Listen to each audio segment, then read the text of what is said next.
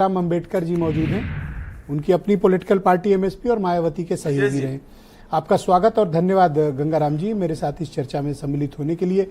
मैं आपसे उन कारणों के बारे में जानना चाहता हूं कि जो दलित समाज के मुख्य आकर्षण का केंद्र मायावती रहती थी, वो पहले गया बीजेपी के साथ, लंबा वक्त तक बीजेपी के साथ रहा, लेकिन इस चुनाव में मैंने देखा है कि एक बहुत बड़ा हिस्सा शेड्यूल्ड कास्ट कम्युनिटी का वो इंडिया गठबंधन की तरफ शिफ्ट हुआ है।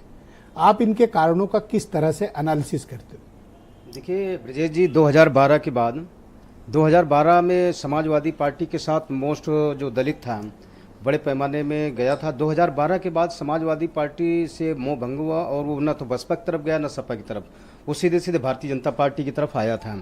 2019 के बाद पहली बार ऐसा दिखा कि जब समाजवादी पार्टी बहुजन समाज पार्टी का गठबंधन हुआ तो ऐसा महसूस किया गया कि जहां पर बहुजन समाज पार्टी का प्रत्याशी लड़ रहा था वहां पर तो अनुसूचित जाति का वोट हाथी के साथ खड़ा हुआ, लेकिन जहां पर समाजवादी पार्टी चुनाव लड़ रही थी तो शायद समाजवादी पार्टी को हजम नहीं कर पाया था, जिसका नतीजा एक मुश्त वो भारतीय जनता पार्टी की तरफ मूव किया, जिसे 3-3 लाख वोटों से साक्षी महाराज 5 लाख वोटों से जो विजयी हुई है। तो मैं देखा तो जीत के तो इसका नतीजा ये था कि मुझे लगता है कि समाजवादी पार्टी को पसंद नहीं कर पाया, लेकिन अखिलेश यादव जी ने जिस तरह से करीब 2017 के बाद लगातार बाबा साहब अम्बेडकर और अपने दल में उन्होंने बाबा साहब बाहनी बना करके बाबा साहब की तस्वीर को लिया, जिसे पहले लगाने का प्रयास किया, तो शायद दलित समाज के लोगों ने पिछले चुनाव में टेस्ट किया, लेकिन इस बार उनको लगा कि समाजवादी पार्टी हो सकता है कि अपने नेचर में परिवर्तन कर रही है, इसलिए बड़े पैमाने में समाजवादी पार्टी की तरफ मूव किया। उसमें ये कड़वा सच है,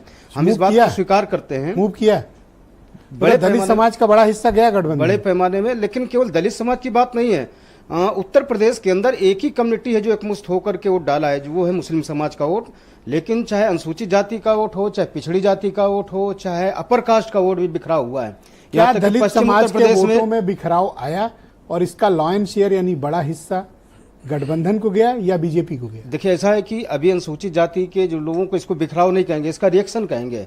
रिएक्शन की बीच चुनाव में ही बहन मायावती जी ने अपने भतीजे को जिस तरह उन्होंने सरेंडर किया, उससे क्या और जौनपुर और बस्ती का जो चुनाव का जो टिकट बदला गया है, तो उससे अनुसूचित जाति के लोगों के अंदर एक भ्रम की स्थिति उत्पन्न हुई। उनको लगा कि शायद ऐसा लगता है कि भारतीय जनता पार्टी का कोई एजेंडा काम कर रहा है, इसलिए आकाश आनंद को बैक करने से दलित समाज रिएक्ट हुआ, और रिएक्ट होकर के उन्होंने सोचा कि चलो कहीं न सही जिस तरह उन्होंने समाजवादी पार्टी को हजम न करके 2019 में जो फैसला किया वही फैसला इस बार समाजवादी पार्टी के साथ कर लिया।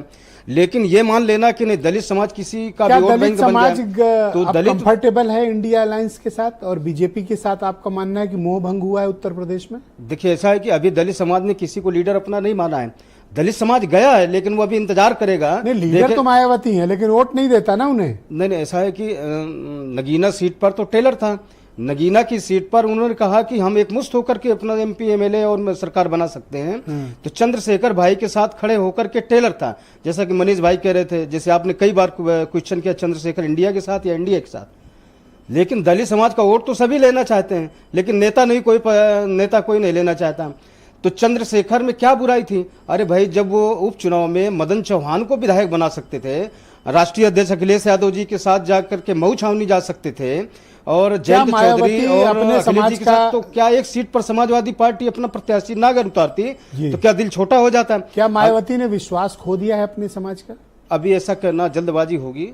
अभी तो ये रिएक्शन है और इतना जल्दी अभी ये कह देना कि दलित समाज ने उनको पूरी तरह छोड़ लिया, क्योंकि 12% से अभी तो 9.46% वोट है ना। तो गठबंधन की जीत का प्रमुख कारक आप शेड्यूल कास्ट कम्युनिटी को? निश्चित तौर से भारतीय जनता पार्टी की जिस तरह कुछ बड़बोले नेताओं ने संविधान और आरक्षण को लेकर के पूरब से पश्चिम तक, जैसे शुरुआत अलीगढ़ से श्रीमती मधुसूदन आप तो बीजेपी के लिए सपोर्ट में कई जगह मुझे दिखाई पड़े थे उस वक्त अभी के चुनाव में, तो जब आप जाते थे तो दलित कम्युनिटी में क्या बातें आप करते? जब आप कहते थे कि नहीं बीजेपी को सपोर्ट करो, तो वो लोग रिएक्शन में क्या कहते? रिएक्शन में ज्यादातर यही देखने को मिल रहा था कि लोग कह रहे थे कि ऐसा लग रहा है कि 400 सीटें मांग करके भारतीय जनता पार्टी संविधान बदलना चाहती है, ऐसा बोल रहे थे। तो हम लोगों ने कहा कि ऐसा है कि संविधान, क्योंकि ये भारत और का जो आज़ादी का एग्रीमेंट है उसमें शामिल है, संविधान को कोई बदल नहीं सकता है। संशोधन तो बाबा साहब के जमाने में भी संशोधन हो गए थे, तो संशोधन तो समय अनुसार परिस्थितियों के अनुसार संविधान में होते रहेंगे, लेकिन शायद ये भ्रम की स्थिति जिस तरह से उत्पन्न हुई थी तो ये उसी तरह का माहौल आया जैसे 1990 के पहले का। मैं आपको दशक याद दिलाना चाहता हूँ